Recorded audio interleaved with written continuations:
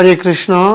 সমস্ত সনাতনী ভক্ত সজ্জন এবং সনাতন ধর্মাবলম্বী সহ সমস্ত সংখ্যালঘু জনগোষ্ঠী যারা আমাদের সঙ্গে দীর্ঘদিন ধরে বিগত 5 তারিখের পর থেকে সরকার পরিবর্তনের প্রেক্ষাপটে বিভিন্ন স্থানে নির্যাতন নিপীড়নের শিকার হয়েছেন এবং সেই পরিস্থিতি থেকে উত্তরণের জন্য ধারাবাহিক আন্দোলনে আপনারা সংযুক্ত ছিলেন। আপনাদের উদ্দেশ্যে একটি বিশেষ বার্তা প্রদান করতে চাই। আমরা বিগত 4 তারিখ ঢাকায় সমাবেশের পূর্ব দিবসে ঢাকা ইউনিভার্সিটির ডাকসু ভবনে মাননীয় প্রধান উপদেষ্টা ডক্টর মোহাম্মদ ইউনূস মহোদয়ের যিনি বিশেষ সহকারী জনাব মাহফুজ ভাই উনি সহ নাগরিক ঐক্যের কমিটি বৃন্দের সঙ্গে আমরা বসেছিলাম এবং আমাদের 8 দফা দাবি এবং সামগ্রিক বিষয়গুলো সম্পর্কে বিস্তারিত আলোচনা করেছি।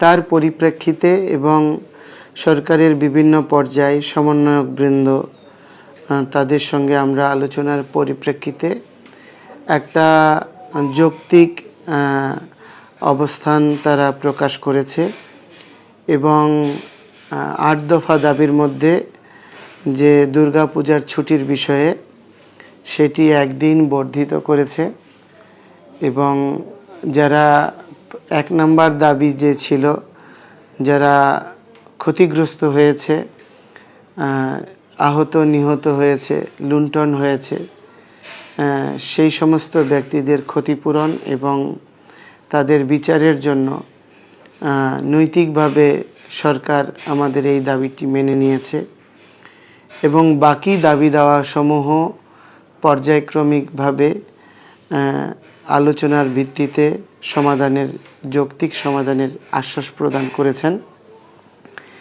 তো সেজন্য অন্তর্বর্তী সরকারের প্রধান উপদেষ্টা, চট্টগ্রামের কৃতি সন্তান, বিশ্বনন্দিত ব্যক্তিত্ব, নোবেল বিজয়ী ডক্টর মোহাম্মদ ইউনূস এবং ওনার উপদেষ্টা মণ্ডলী এবং বিশেষ করে ওনার বিশেষ সহকারী মাহফুজ ভাই সহ সকলকে আমরা কৃতজ্ঞতা জানাই, ধন্যবাদ জানাই। কারণ এটি সনাতনী জনগোষ্ঠীকে অনেক বেশি অনুপ্রাণিত এবং আশান্বিত করবে বলে আমি দৃঢ়ভাবে বিশ্বাস করি এবং দুর্গাপূজার ছুটি, পাশাপাশি দুর্গাপূজার নিরাপত্তা, এই সমস্ত বিষয়ে একটি জোরালো পদক্ষেপ গ্রহণ করেছে।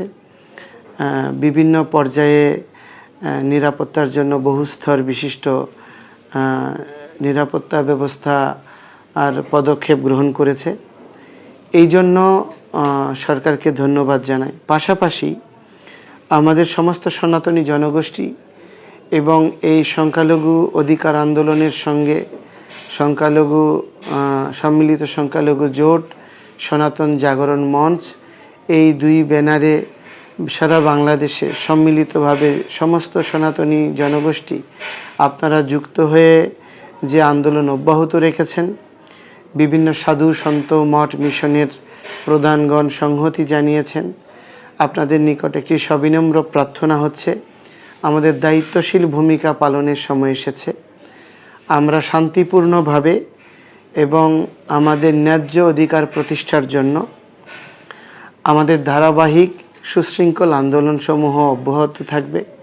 আমাদের 8 দফা দাবি পরিপূর্ণ না হওয়া পর্যন্ত আমাদের এই সুশৃঙ্খল কর্মযজ্ঞে আপনাদের সকলের অংশগ্রহণ, সহযোগ আমাদের দাবি দেওয়ার পরিপূর্ণতা বিধান করতে সহায়তা করবে।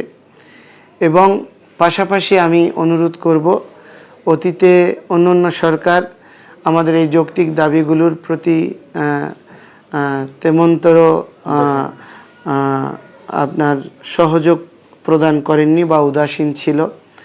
তো এই জন্য অন্তর্বর্তী সরকার যাতে স্থিতিশীলতার সাথে জাতি রাষ্ট্র বিনির্মাণে ভূমিকা রাখতে পারে, আমরা আন্দোলনের পাশাপাশি ওনাদের কেউ সহযোগিতা করার প্রয়োজন রয়েছে যাতে রাষ্ট্রের স্থিতিশীলতা আসে এবং কোনো অস্থিরতার মাঝখানে কোনো সুবিধাবাদী অথবা রাজনৈতিক গোষ্ঠী অথবা কোনো সাম্প্রদায়িক গোষ্ঠী যাতে এখানে সুযোগ গ্রহণ করতে না পারে, সেজন্য আমি আমাদের সনাতনী জাতি গোষ্ঠীর এবং সংখ্যালঘু জনগোষ্ঠীর সকলের কাছে সবিনীত অনুরোধ করব যে আপনারা কেউ উস্কানিমূলক অথবা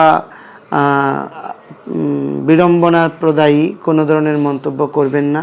আমাদের সকলের দায়িত্বশীল ভূমিকা নিভানোর প্রয়োজন রয়েছে এবং আপনারা বিশ্বাস রাখতে পারেন আমরা সাধু সন্তরা আমরা কখনো আমাদের বৃহত্তর জনগোষ্ঠীকে ছেড়ে যাব না। কোনো পরিস্থিতিতে কোনো ধরনের আপোষের মূলক মনোভাব প্রদর্শন করে আমাদের সনাতনীদের অধিকার আন্দোলন থেকে আমরা পিছপা হব না।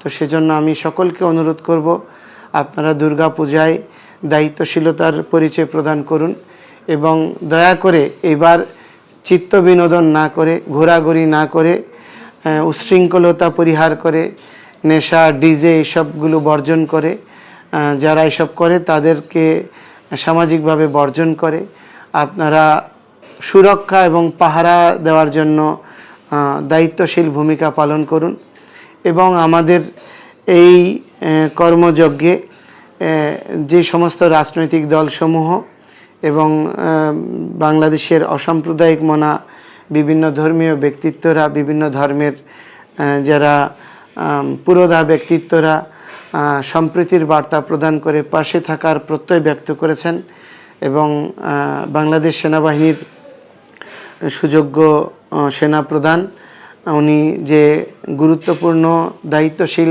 বক্তব্য প্রদান করেছেন তার জন্য কৃতজ্ঞতা জ্ঞাপন করছি এবং সঙ্গে এই জিনিসটিও আমি স্মরণ করতে চাই যে অতীতে আমাদের 5 তারিখ থেকে পরবর্তী বিভিন্ন সময়ে বিএনপির ভারপ্রাপ্ত চেয়ারম্যান জনাব তারেক জিয়া মহোদয় তিনি সনাতনী জনগোষ্ঠীর পাশে দাঁড়ানোর জন্য প্রত্যয় ব্যক্ত করেছেন। এজন্য ধন্যবাদ জানাই এবং ওনার দল মত সবাই নির্বিশেষে জাতীয়তাবাদী দল বিএনপির সবাইকে পাশে থাকার জন্য অনুরোধ করেছেন, এই জন্য কৃতজ্ঞতা জানাই। সঙ্গে এটিও স্মরণ করে দিতে চাই যে বিএনপির ভারপ্রাপ্ত মহাসচিব পরিচ্ছন্ন রাজনীতিবিদ বরেণ্য শিক্ষাবিদ জনাব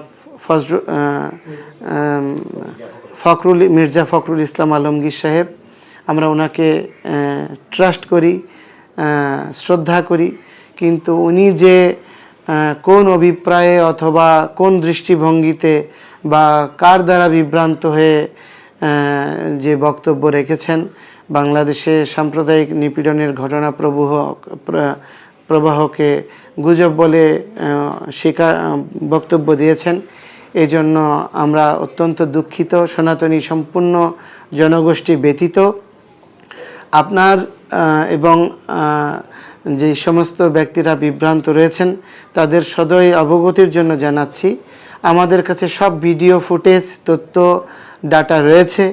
আপনারা যদি চান আমরা সেগুলো সরবরাহ করব। আমি অনুরোধ করব বাংলাদেশ জামায়াতে ইসলাম সহ হেফাজত ইসলামের নেতৃবৃন্দ তারাও আমাদের পাশে ছিলেন এবং আমাদের বিভিন্ন দাবি দেওয়ার প্রতি সংহতি জ্ঞাপন করেছেন, এই জন্য তাদেরকে ধন্যবাদ কৃতজ্ঞতা জানাই। তো এখন দায়িত্বপূর্ণ ভূমিকা নিভানোর সময় এসেছে।